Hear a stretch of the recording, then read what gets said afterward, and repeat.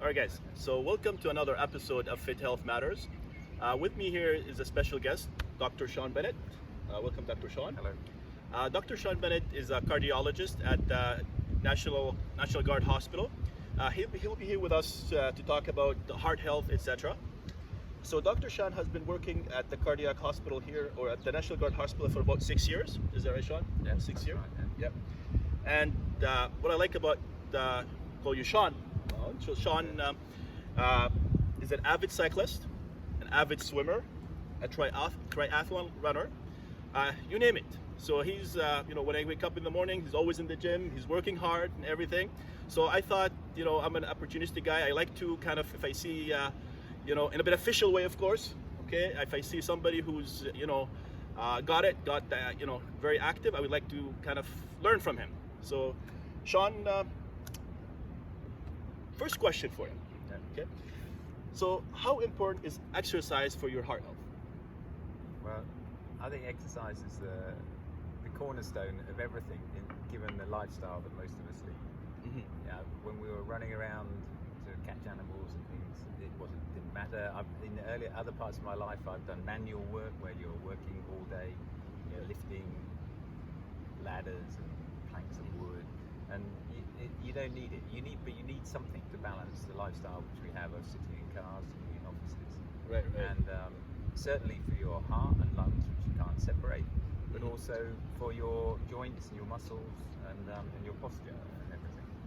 And it's pretty clear from Western lifestyle that most of the diseases we suffer from, of which cardiovascular is one of the biggest parts, come from our own lifestyle.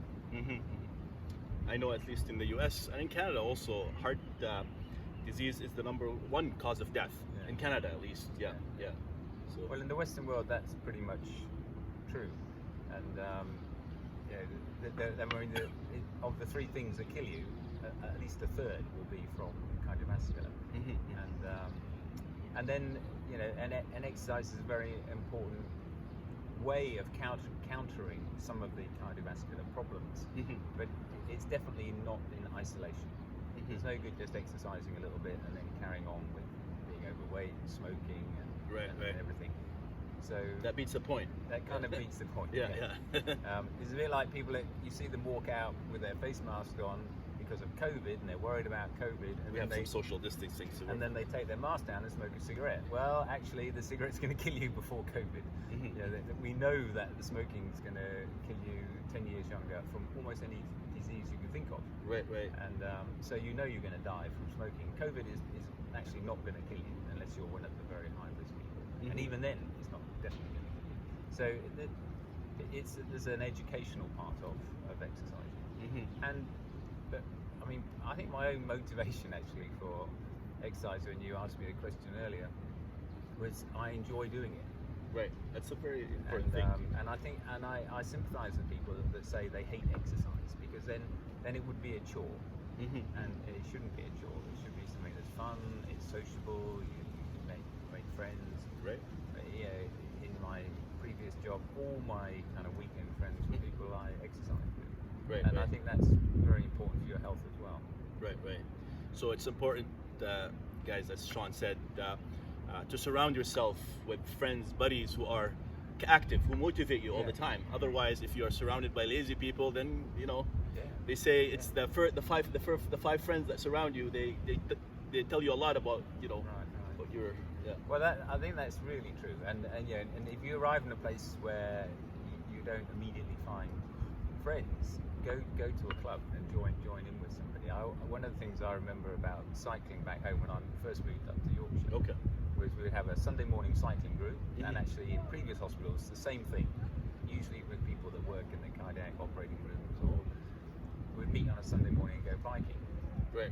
And sometimes somebody maybe doesn't turn up that said they were coming, and then we'd cycle over to their house and throw stones at the window. So so there's no good trying to have a lie-in.